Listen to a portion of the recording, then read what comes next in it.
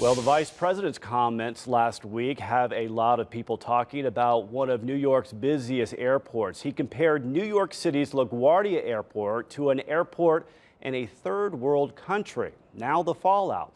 Fox's Tiwan Chang has more. If I took you in blindfold and you took you to the LaGuardia Airport in New York, you must think I must be in some third world country.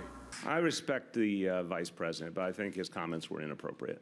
LaGuardia Airport opened in 1939 and was designed for planes, not jets.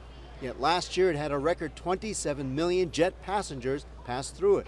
The three major airports in the metro area, LaGuardia, Kennedy International, and Newark Liberty, handle 100 million passengers a year, yet are often listed as the worst major airports in the country and the world.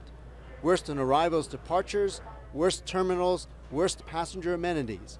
All three are run by the agency Port Authority of New York and New Jersey, whose executive director is Patrick Foy. We're committed to modernizing the airports, making them 21st century airports as Governor Cuomo has directed us, and we're moving forward with the governor's office on exactly that. The Port Authority runs airports, tunnels, bridges, including the busiest in the world, the George Washington Bridge, and the port.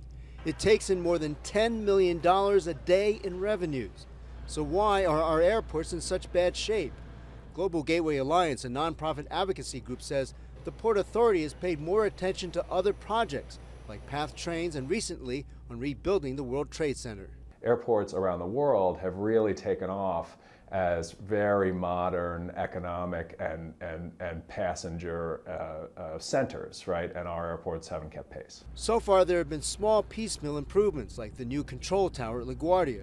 Sigmund says the federal government should let our area be the first to use satellite positioning for air traffic control, which will improve performance, and the Port Authority should give free Wi-Fi immediately to passengers.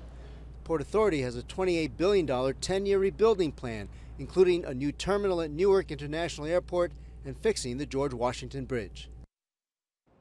All right, we reached out to our Fox 5 Facebook friends to get their take on this story. Take a look. Ray says he is right, but that is true of our infrastructure all over the country. Shane says his opinion, and the last time I checked, he was allowed to have an opinion. And Craig says, I'm a New Yorker and he is on point. I got a list of other places he can comment on if that's what it takes to get people to notice places that need a makeover.